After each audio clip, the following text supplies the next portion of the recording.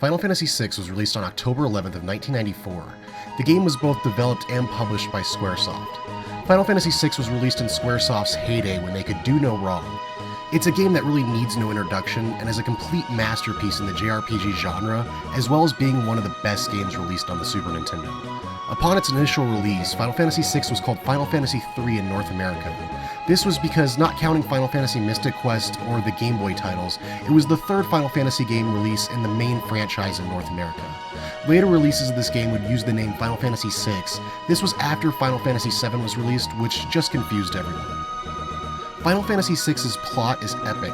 The game takes place in a world where an evil empire is gathering magical energy to make Magitech weapons, which are basically mechs that run on magic. The majority of the story focuses on a group of rebels seeking to end the Empire's reign named the Returners. The game mostly focuses on the main character of Terra. However, at times the plot will break off from her story and follow several of the other 13 playable characters. Unfortunately, without going deep into spoiler territory, it's difficult to get into all the themes and intricacies of the plot, but take my word for it, it's really good. The gameplay for Final Fantasy VI is pretty standard for an RPG in this era. You walk around a map, and when you're not in a town, there's random battles. The battles are done in an active time battle system where bars fill based on a character's speed, and upon filling up, it's the character's turn. It's pretty straightforward, however there's a lot of things beneath the surface of the game that make the combat and gameplay extremely deep. Every character in the game has their own special ability in combat. For instance, Locke can steal, Edgar can use tools that will damage enemies, and Sabin has martial art abilities that are inputted similar to a fighting game command. This adds a lot of depth to who you choose in your 4-man party. After a certain part of the game, every character is able to learn magic abilities, which is done by equipping Espers. After leveling up an Esper that you have equipped, you're able to learn the spells that the Esper has. In addition to learning the abilities from the Esper that you have equipped, you're also able to summon the Esper in battle, and it will have various offensive and defensive effects based on which Esper you're using. Aside from the 4 items you're able to equip, you're also able to equip items called relics, which modify characters in fairly drastic ways.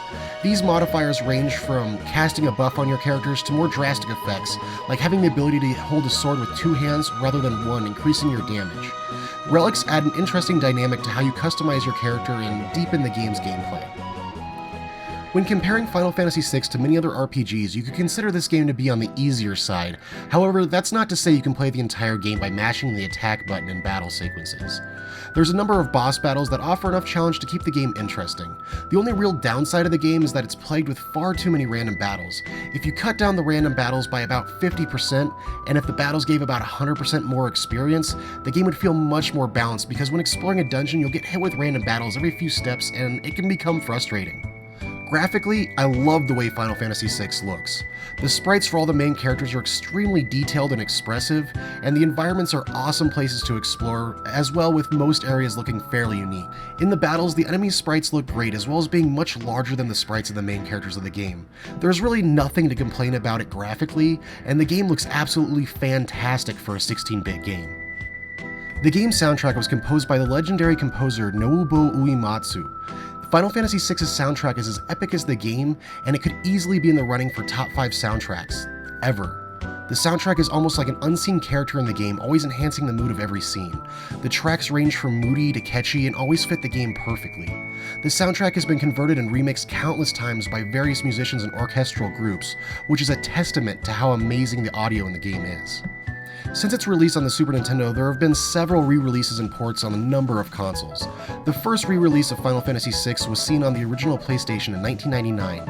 The game features 2 FMV videos that were added to the game for the intro and ending, as well as bug fixes and a memo save option.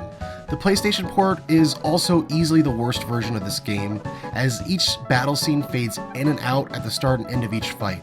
This adds a noticeable lag time between battles, which is extremely annoying if you're used to playing the Super Nintendo release.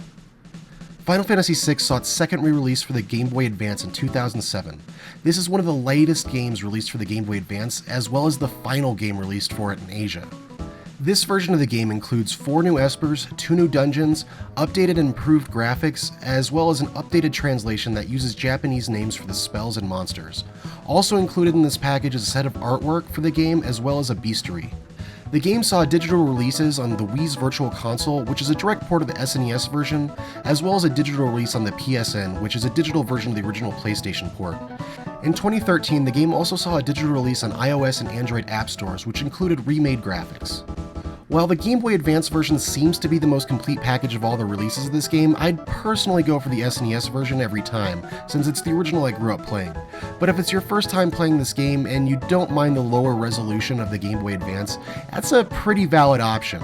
However, I would recommend staying away from the PlayStation versions due to the battle load times, even though I actually own both versions of it. If you can't tell by now, I love Final Fantasy VI. It's one of my favorite games that I've ever played, and I couldn't recommend it enough. Aside from being one of the best RPGs of all time, it's one of the best games ever made. Even people with even a passing interest in the JRPG genre should give this game a try, as it's not to be missed. Literally the only complaint I have with this game is how frequent the random battles are, but even then I don't see this as a deal-breaking issue. If you haven't played this masterpiece, you owe it to yourself to give it a try.